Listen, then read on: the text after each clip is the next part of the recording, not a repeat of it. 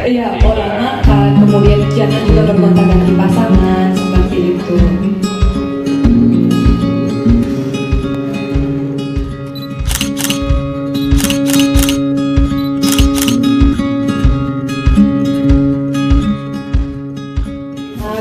Iya, kita diskusi bareng ya di sini teman-teman. Kalau misalkan teman-teman ada pertanyaan itu boleh banget.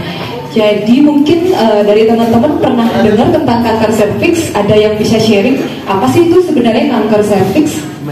Mungkin bisa dibantu? Mungkin punya pengalaman teman atau apa?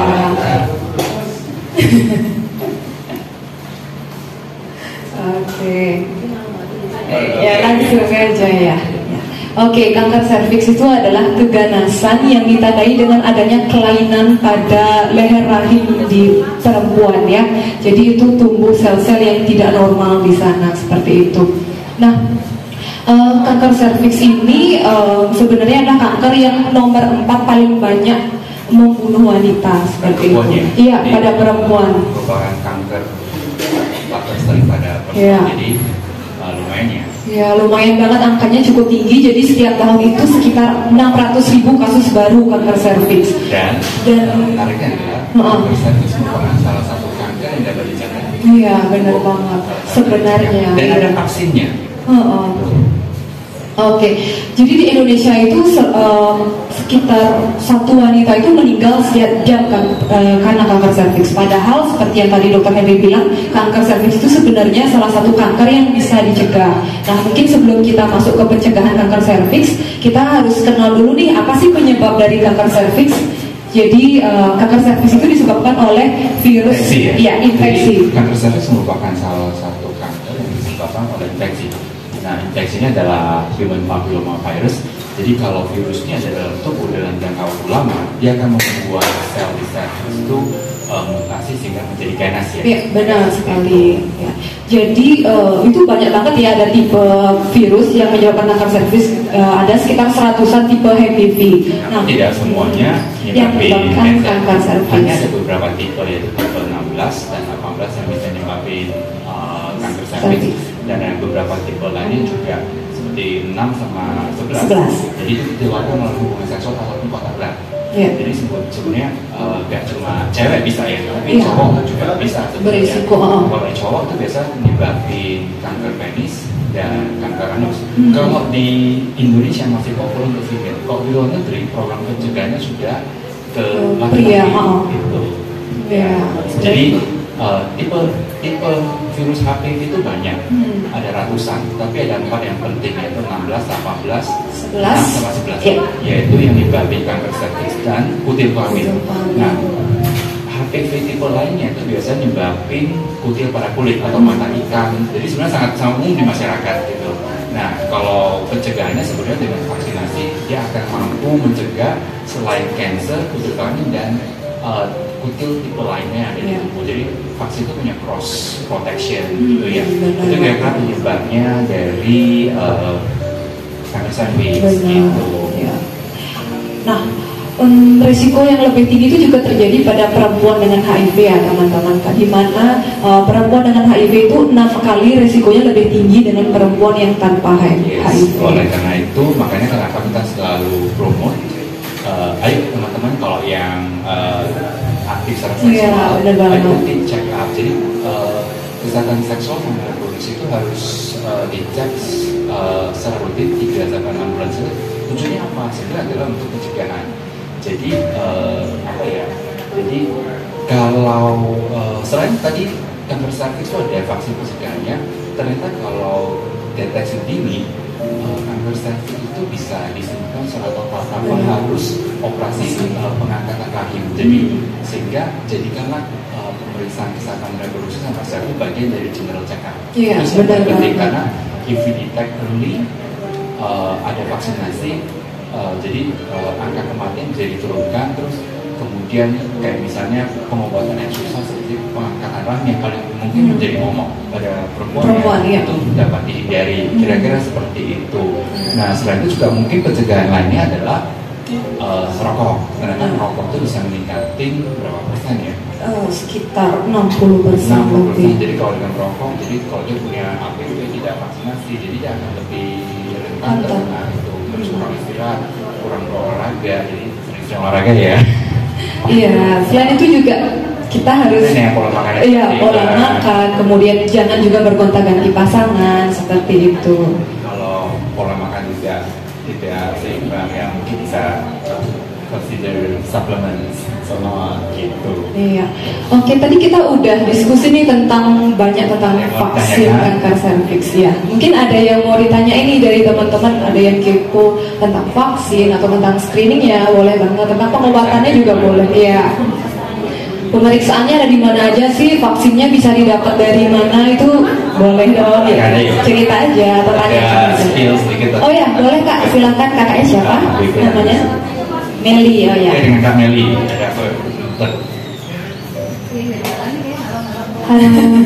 Iya, siang Kak. Salam kenal. Salam kenal Kak, saya Meli. Saya mau nanya, itulah yang tadi kayak Kakak bilang, di mana kita bisa cek dan di mana kita bisa mendapatkan vaksin untuk kanker serviks itu, dan durasi jangka waktunya itu setelah vaksin yang pertama ada misalnya 6 bulan lagi atau 7 bulan lagi gitu, yang rutinnya gitu istilahnya untuk cewek gitu.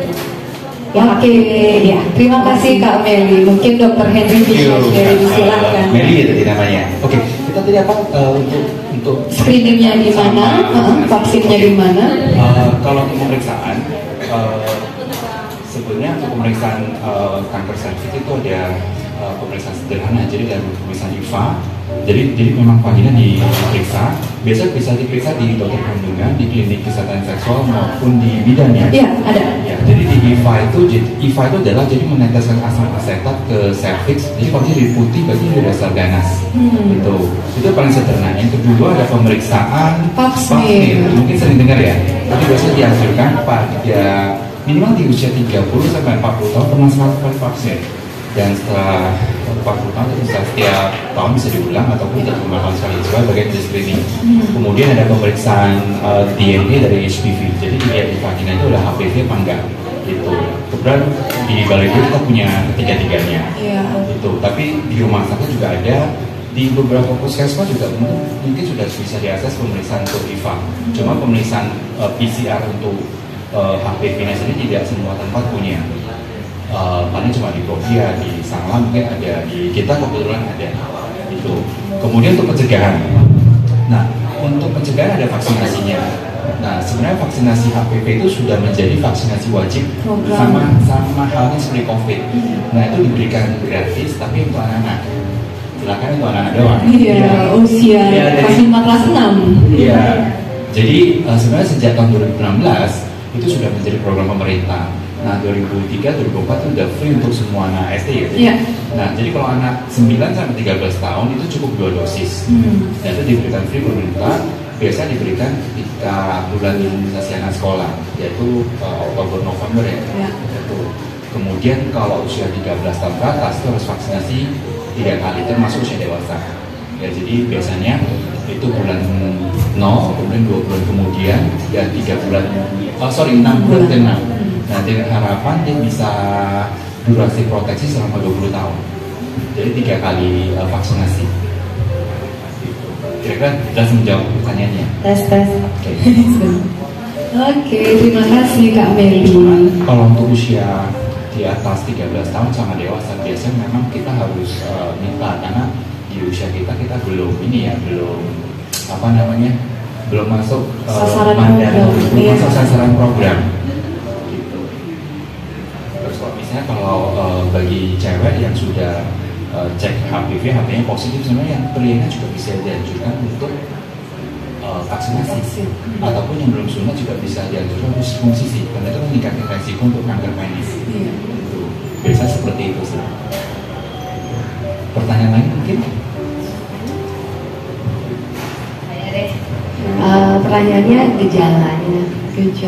Kadang-kadang orang nggak tahu ya kalau gejalanya dimulai dari apa, taunya tiba-tiba udah berat. Kadang-kadang gitu ya, kalau di umum-umum kasus kedengaran Mungkin ada gejala ringan atau bisa penjabaran sedikit. Kalau pra-cancer ya itu tidak bergejala, tapi biasanya karena lesi cancer itu ada di dinding rahim bagian terdalam dari yang vagina. Nah biasa mungkin pas berusaha sakit, mungkin ada perdarahan, di luar siklus menstruasi, ataupun ada keputihan. Dia tidak normal. Itu bisa menjadi salah satu gejala. Gejalanya tidak spesifik sebetulnya. Nah, apa yang bisa membantu kita menentukan kita ada lesi prakanker yaitu dengan pemeriksaan tadi. Iya, screening IVA, pap smear, dan DNA HPV tadi. Jadi misalnya ada perdarahan di vagina atau di luar siklus menstruasi, jadi ada hal normal, unaware. Oleh karena itu biasanya di bulan Januari kita coba try to raise awareness tentang sebenarnya. Iya, benar banget. Cancer bahwa kanker serviks tidak boleh dicegah, ada vaksinnya.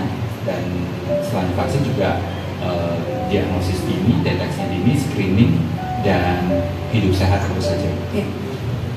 Terima kasih. Thank you. Sorry. Kalau tesnya itu salah satu bisa apa harus ketiganya itu yang tadi? Oke. Biasanya salah satu. Biasanya salah satu. Biasanya juga yang paling mudah adalah IVA ya. IVA. Jadi IVA. Iya, IVA tes. Jadi biasa akan ditetesin asam asetat dosis 3%. Kalau dia dasar kanker, dia akan menjadi putih. Itu paling murah meriah. Agak mahal sedikit itu mungkin pap smear. Itu berkisar antara 200 sampai 500.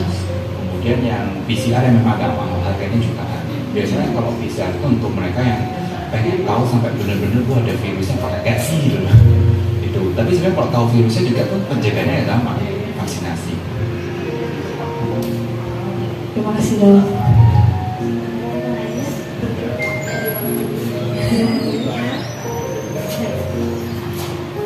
Halo, selamat siang dok.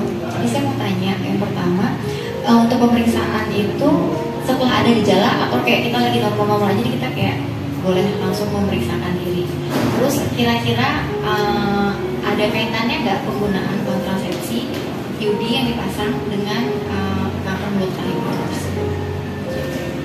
Jawab ya. Berarti yang pertama tadi Kapan sebaiknya kita screening? Kalau screening sebenarnya kalau tadi saya bilang untuk screening berarti pemeriksaan dini ya. Itu adalah kalau kita aktif secara seksual itu jadikanlah bagian dari pemeriksaan. Minimal setahun sekali sebetulnya. Kaitannya dengan IUD. Tidak ada kaitan karena kanker serviks adalah disebabkan oleh infeksi persisten dari human papilloma virus. Jadi kalau ada HPV-nya ya baru dia akan bisa mempunyai risiko terhadap kanker, tapi kalau tidak ada ya enggak. Oke, ada lagi teman-teman yang mau sharing atau ditanyakan, silahkan.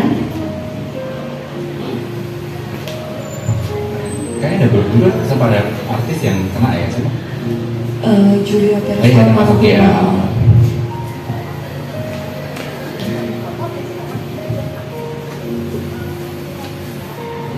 Mungkin itu aja kali ya. Mungkin kalau tidak ada yang bertanya lagi, kita bisa akhiri. Terima kasih banyak atas. Itu sih yang benar. Yang berarti pencegahannya screening, kemudian hidup sehat. Vaksin. Dan sebenarnya usia ketika berhubungan seks juga penting ya. Iya benar. Karena serviks itu kan sebenarnya belum totally matang.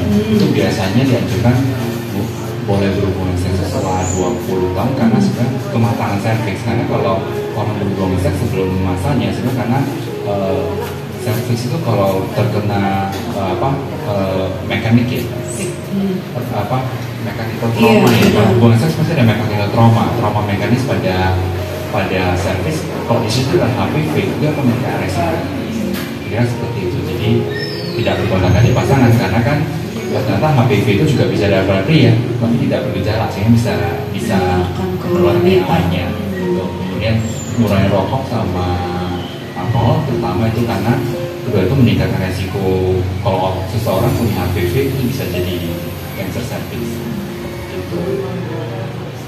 Oke, mungkin itu aja sharing dari kita. Kalau pengen tahu lebih lanjut tentang mungkin pemeriksaannya dengan vaksinasinya. Nanti mungkin bisa kontak salah satu teman-teman dari Mbak Ruli, pengen tahu akses bisa ya. Oke, applause buat kita semua. Thank you. Terima kasih semuanya. Oke, terima kasih Dr. Henry dan Kak sudah berbagi informasi tentang peduli kesehatan ya, terutama kanker pencegahan kanker serviks.